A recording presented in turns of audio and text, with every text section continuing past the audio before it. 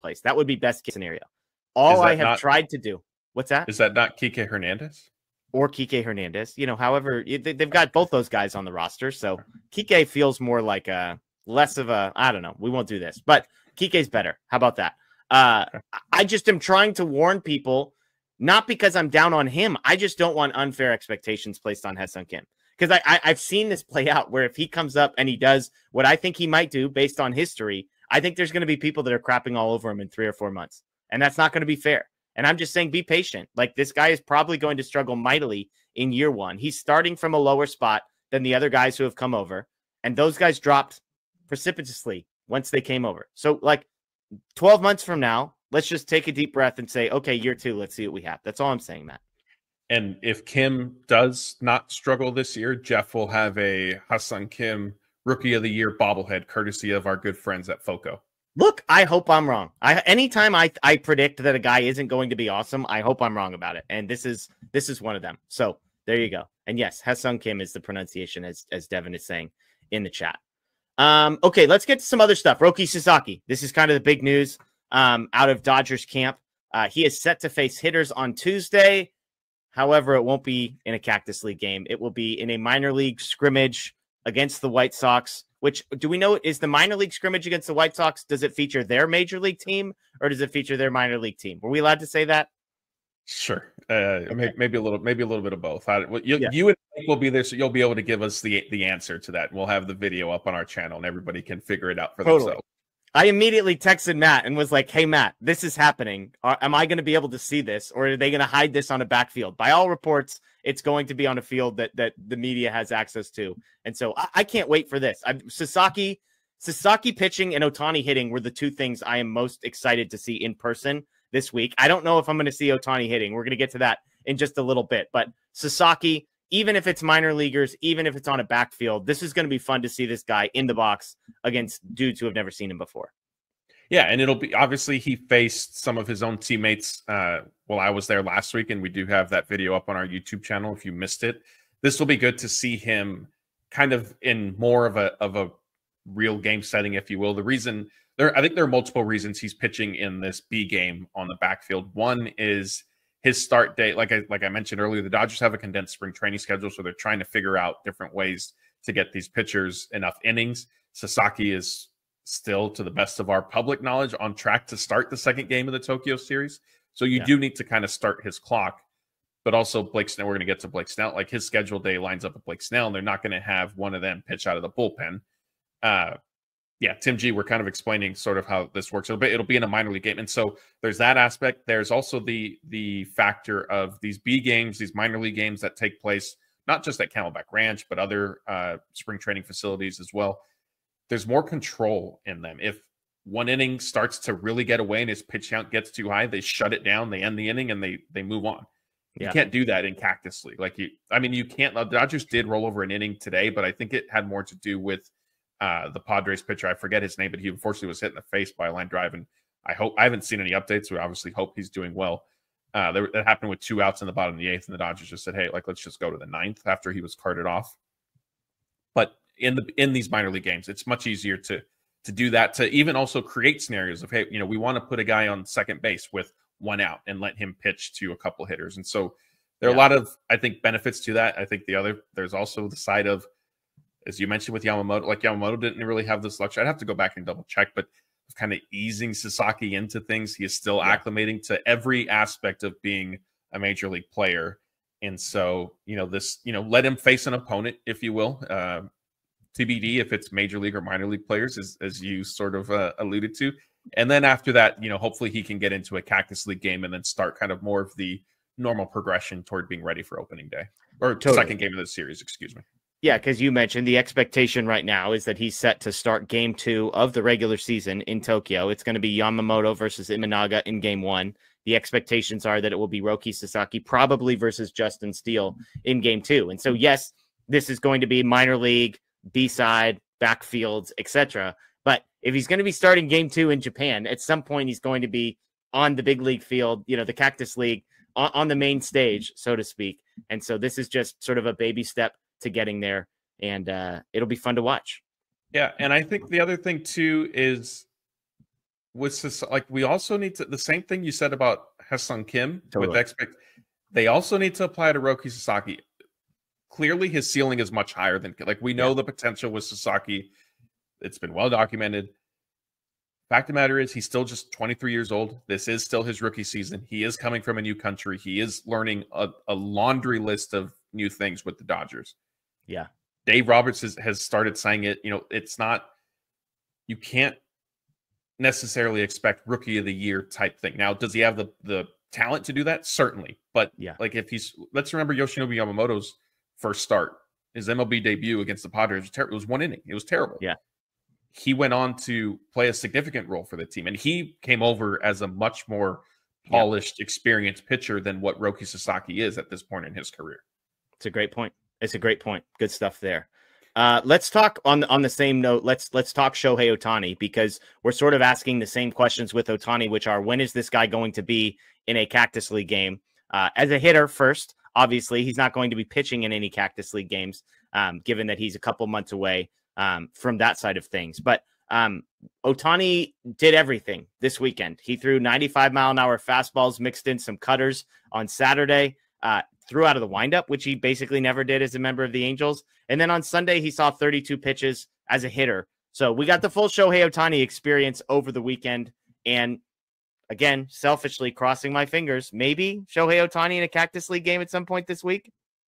Yeah, I mean, I'll call my shot a little bit and say the Dodgers should just do it on Friday. I believe they're playing the Angels that day. Yep, it's a home game. Dave has been saying that late this upcoming week now has sort of been the target. So, you know, why not just let it be, kind of twist the knife a little bit to that team from Anaheim, although coming from Tempe Diablo Stadium in this case. But yeah, I mean, if not Friday, then maybe Thursday, although Thursday is a road game out at Salt River Fields. I believe it's the Rockies. I know the Rockies and Diamondbacks share it. I think the Rockies are who the Dodgers are scheduled against. But yeah, I mean, I think we're getting there, and yeah, you know, it'll be hopefully for your guys' sake, you and Blake, it does happen while you're in attendance. Hopefully Ohtani hits a home run or 3 and then gives a great post-game interview that we then get to post, and everybody can enjoy that. Yeah. Yeah. And again, it's just, these are the types of things at the top of the show when I was saying what a whirlwind it must be to just be at Dodgers camp, because it's like, what's the biggest story? Is it Ohtani pitching? Is it Ohtani hitting? Is it Roki Sasaki? Is it Blake Snell and Tyler Glasnow about to make their, I mean, there's so many things going on. And so again, Ohtani faces live pitching. It was the first time he's faced live pitching since surgery. I think it was Fabian again, who just kind of highlighted the guy who was throwing it. It was like, oh yeah, this is an international free agent who has like 40 career professional innings under his belt. And Ohtani roped a double, jam shot single if he were running the bases. So good news there on the Ohtani front, again, both on the hitting side and the pitching side, that he was started mixing in some breaking stuff. Stockton Slap has one of the funnier questions, I guess, that we've ever had as a super chat. He said, has a catcher ever had really bad gas and upset the umpire? Have you ever seen or heard of something like that happening? Serious question. He says it's a serious question, Matt. I can't say I have.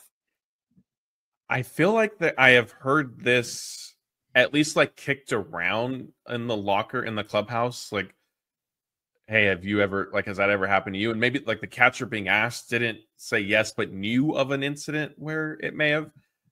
Stockton Slap, the good news is Jeff will be in the clubhouse in a couple days. So maybe with enough super chats, we'll get him to ask his buddy Will Smith if that's ever happened to him. Yeah, and then have my credential revoked like the next day. We'll just wait till my last day there and see if I can get Austin Barnes to tell us the story. Tim G says, I think I already know the answer, but given the caution with Roki, even with the Cactus League, he won't be starting in Japan versus the Cubs. Right. Actually, Tim, again, Dave Roberts hasn't like necessarily as confidently said it as he has with Yamamoto, but he's gotten like 90% there. Roki will pitch in Japan. I think the highly likely, barring something crazy happening, expectation is that Sasaki would start game 2, right?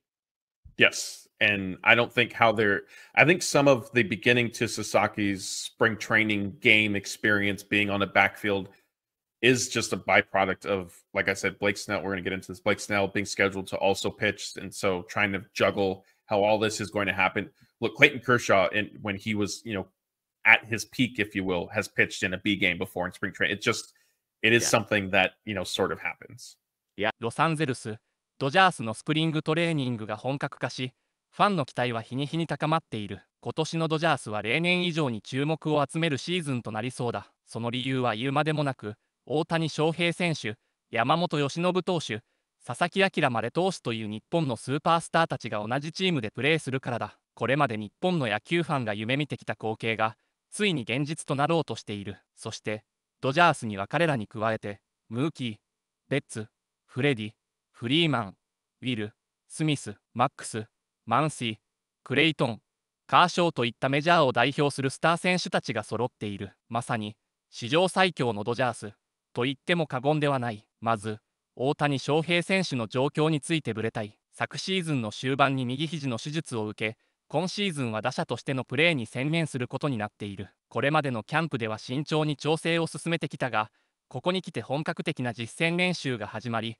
ついにライブピッチングを受ける段階に入った。彼がライブピッチングで32球を見極めたという報道があったが、これは手術後初めて投手と直接対峙したことを意味する。さらに、キャンプでは95マイルの速球を投げ込む姿も見られ、カッターを交えた投球練習も行われている。投手としての復帰は来シーズンになる予定だが、それに向けた準備も着々と進んでいる。また、大谷翔平選手がスプリングトレーニングの試合に出場する日も近づいている。現時点では、カクタスリーグのどの試合でデビューするのかは未定だが、今週の金曜日のエンゼルス戦、もしくは木曜日のロッキーズ戦が有力視されている。もしエンゼルス戦で出場することになれば、かつてのチームメイトたちと対戦することになり、大きな話題となるだろう。彼が新天地でどのようなパフォーマンスを見せるのか、ファンとしては待ちきれないところだ。一方、佐々木朗まで投手もまた、大きな注目を集めている。火曜日には初めてバッターと対戦することが決まっており、これが彼にとって MLB での第一歩となる。ただし、カクタスリーグの公式戦ではなく、ホワイトソックスのマイナーリーグチームとの練習試合となる予定だ。公式戦での登板はまだ先になるかもしれないが、まずはこの練習試合でどれだけの投球ができるのかが試されることになる。さらに、佐々木朗まで投手の開幕シリーズでの登板も期待されている。現在のスケジュールでは、東京ドームでの開幕シリーズ第2戦での先発が濃厚となっており、もし予定通りならば、初戦は山本由伸投手と今永昇太投手の対決、そして第2戦では佐々木朗まで投手がジャスティン・スティール投手と対戦する可能性がある。これは日本のファンにとっても非常に楽しみな試合となるだろう。日本を代表する投手たちが海を越え、新たな舞台で戦う姿を見ることができるのは、まさに歴史的な瞬間だ。ただし、ここで重要なのは、過度な期待を持ちすぎないことだ。どれほど才能にあふれた選手であっても、異なる環境に適応するには時間がかかる。大谷翔平選手のように、最初からメジャーで成功するケースは稀であり、特に投手にとっては、登板間隔やボールの違い、マウンドの硬さなど、多くの課題に直面することになる。山本由伸投手もメジャー初登板では苦戦しながらも、その後見事なピッチングを見せた。佐々木朗まで投手もまた、メジャーの環境に慣れるまでには時間がかかるだろう。しかし、彼のポテンシャルは間違いなく一級品であり、長期的な成功を期待する価値がある。2024年のドジャースは、まさに世界一を狙えるチームだ。大谷翔平選手、山本由伸投手、佐々木朗まで投手という日本を代表する選手たちに加え、ムーキー・ベッツやフレディ、フリーマンといった MLB のスター選手たちが揃っている。これほどの豪華なメンバーが集まることはめったにない。今シーズンのドジャースは、まさに歴史的なシーズンとなるだろう。そして、ここで皆さんにお願いがある。あなたの応援がドジャースをさらに強くする。試合の感想や期待することをコメント欄でぜひ教えてほしい。これからも大谷翔平選手や佐々木朗まで投手の最新情報をお届けしていくので、見逃さないためにもチャンネル登録を忘れずに、ドジャースのシーズンを一緒に盛り上げていこう。今シーズンがどのような結末を迎えるのか、その瞬間を共に楽しもうではないか。